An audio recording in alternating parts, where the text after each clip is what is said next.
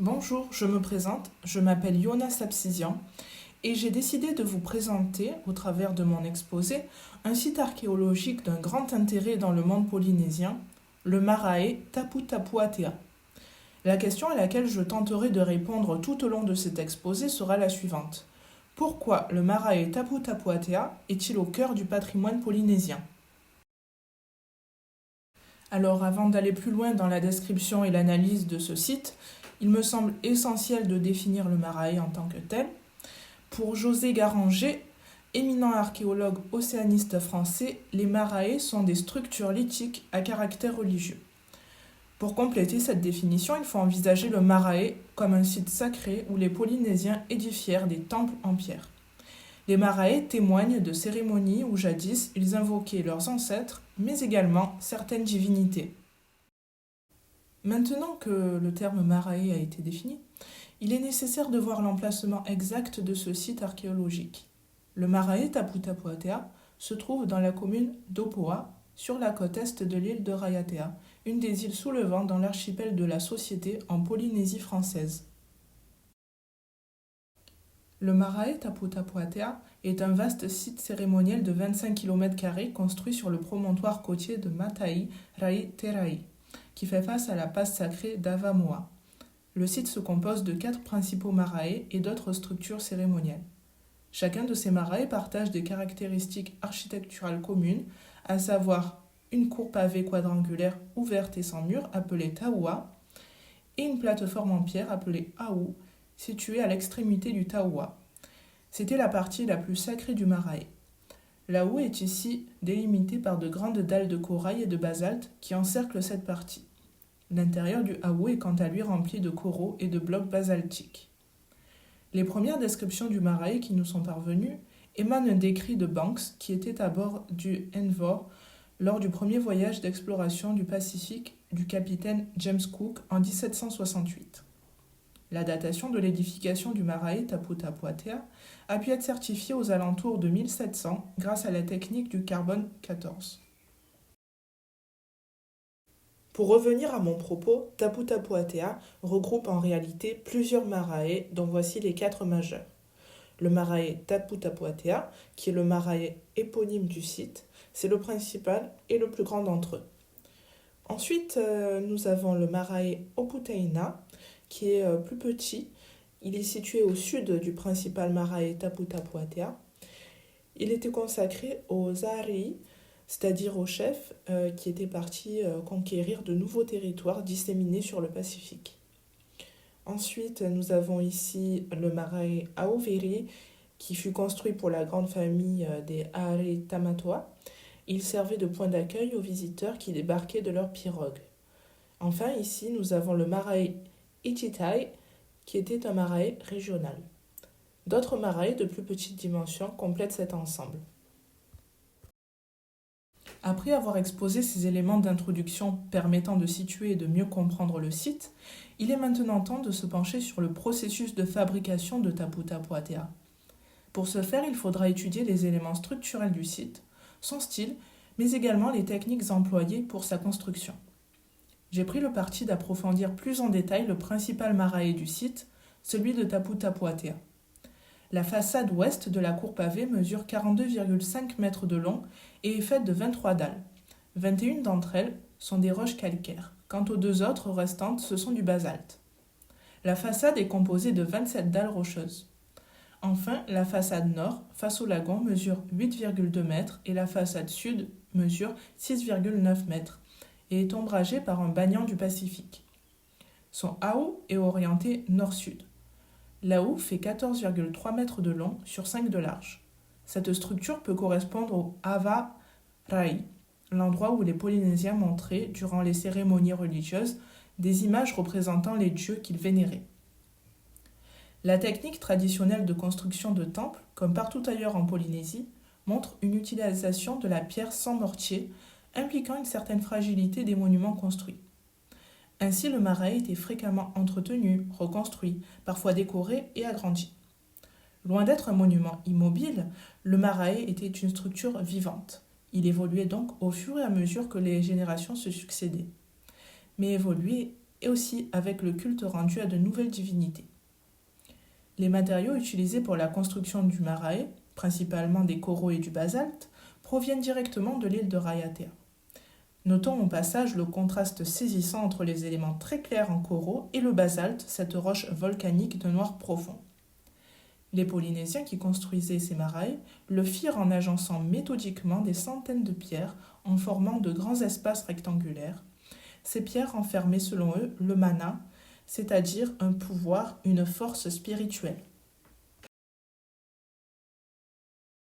Les traditions orales révèlent que le Tapu Tapu Atea a été construit à partir d'une pierre venant du marae Vaerai dédié au dieu Taaroa. Lorsqu'il a été fondé, le Tapu Tapu Atea était dédié à l'origine au dieu Taaroa et s'appelait alors le marae Tinirao Uimata Te Feoro. Puis son nom changea pour Vai Otaa quand il fut dédié au dieu de la guerre Oro. Il sera par la suite baptisé définitivement Tapu Tapu Atea. Il est intéressant de souligner que le caractère sacré du marae se retrouve dans sa dénomination. En effet, on retrouve dans le nom Tapu Tapu Atea 2 fois le terme tapu signifiant interdit mais aussi sacré. Cet élément sémantique permet de saisir d'autant plus le caractère hautement sacré du site.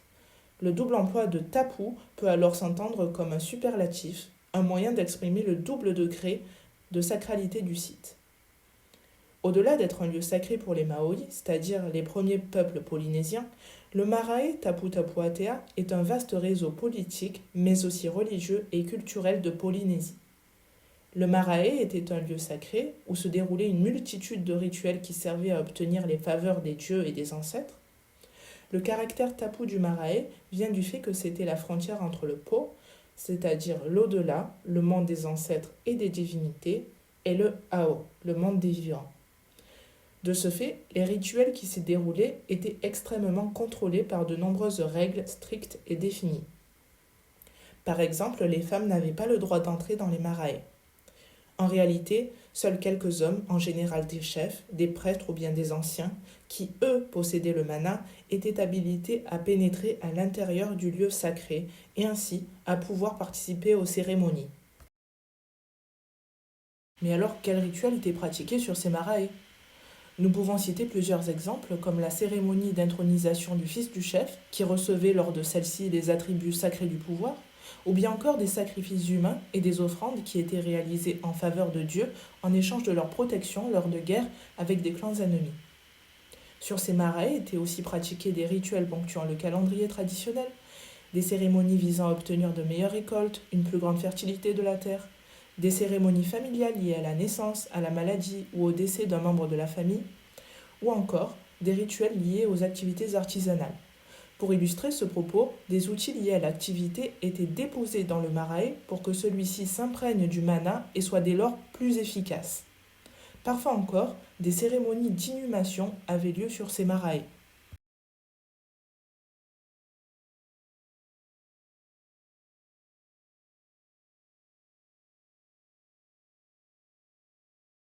Le marae était sacré pour les membres religieux, mais aussi pour d'autres membres de la communauté qui, sous la protection du dieu Oro, le dieu de la guerre, et sous la bénédiction de l'ancien roi Tamatoa, voguaient d'île en île pour étendre leurs pratiques religieuses.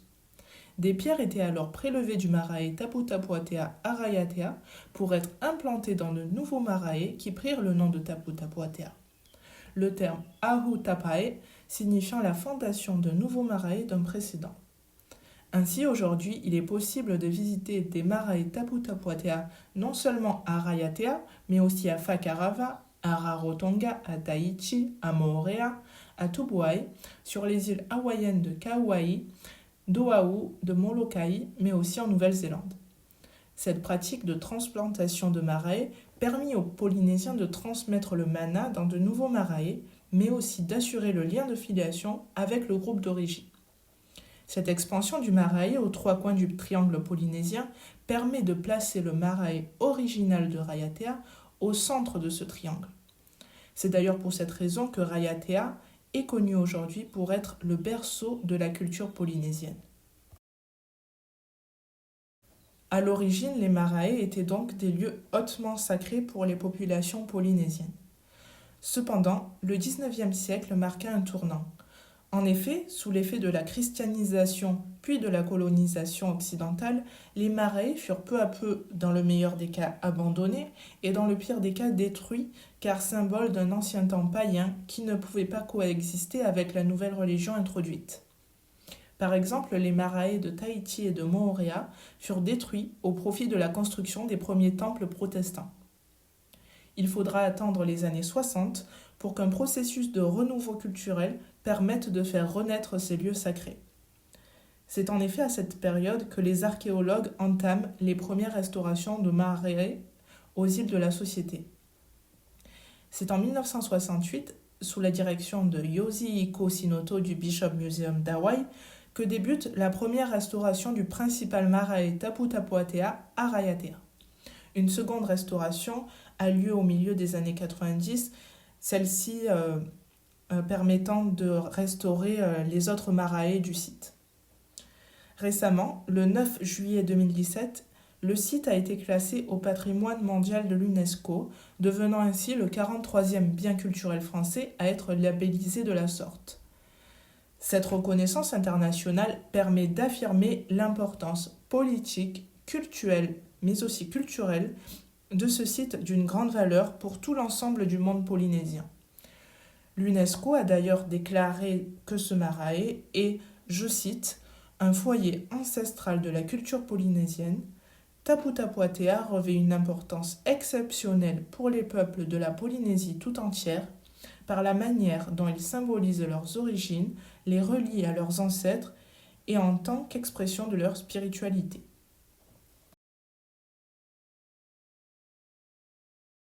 Pourquoi ai-je choisi de réaliser mon exposé sur le marae Tapu Tapu Atea ? Pour plusieurs raisons.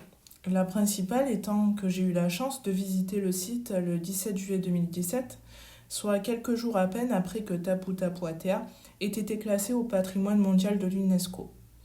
D'ailleurs, voici quelques-unes de mes photos réalisées à Tapu Tapu Atea.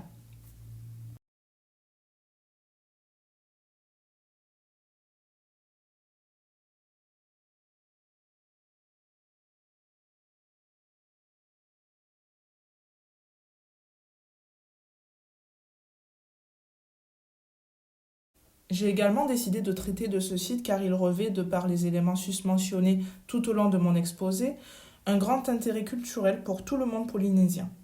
Le marae Tapu Tapu Atea étant le point central du triangle et par extension du patrimoine polynésien. De plus, j'ai trouvé ce marae intéressant à traiter puisque plusieurs notions de votre cours peuvent y être rattachées. Je pense bien évidemment aux notions de tapu et de mana, mais aussi à celles de renouveau culturel. Je vous remercie de votre écoute et espère que cet exposé vous aura plu. Je vous laisse tout de suite avec la liste des figures, la bibliographie et la cytographie. Merci.